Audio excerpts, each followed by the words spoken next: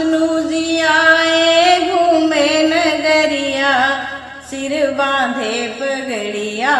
काशी माँ विष्णु जी आए घूमे नगरिया, सिर बांधे पगड़िया। काशी माँ लक्ष्मी जी आवे डुबकी लगावे, लक्ष्मी जी आई डुबकी लगावे, सुखावे चुनरिया।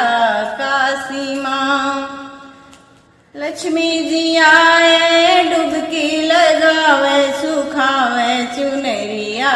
काशी माँ हरि हरि बम बम हर हर महादेव, हरि हरि बम बम हर हर महादेव, शिव भोले पुजरिया।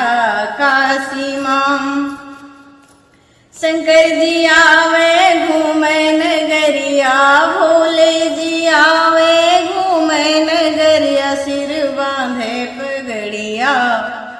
काशी माँ पार्वती आवे डुबकी लगावे, गौरा जी आई डुबकी लगावे, सुखावे चुनरिया। काशी माँ हरि हरि बम बम हरि हरि महादेव, शिव भोले पुजरिया। काशी माँ राम जी आवे घूमे नगरिया, राम जी आवे घूमे नगरिया, सिर बांधे पगड़िया। काशी माँ सीता जी आवे डुबकी लगावे, सीता जी आवे डुबकी लगावे, सुखावे चुनरिया।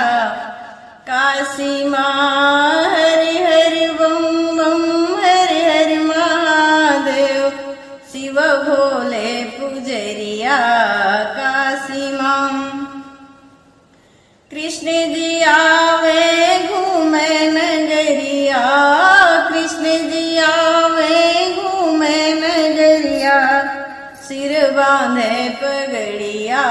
काशी माँ राधा जी आवे डुबकी लगावे, राधा जी आवे डुबकी लगावे, सुखावे चुनरिया। काशी माँ हरि हरि बम बम हरि हरि महादेव, शिव भोले पुजरिया। काशी माँ हरि हरि बम बम हरि हरि महादेव, शिव भोले पुजरिया। काशी माँ शिव भोले पुजरिया।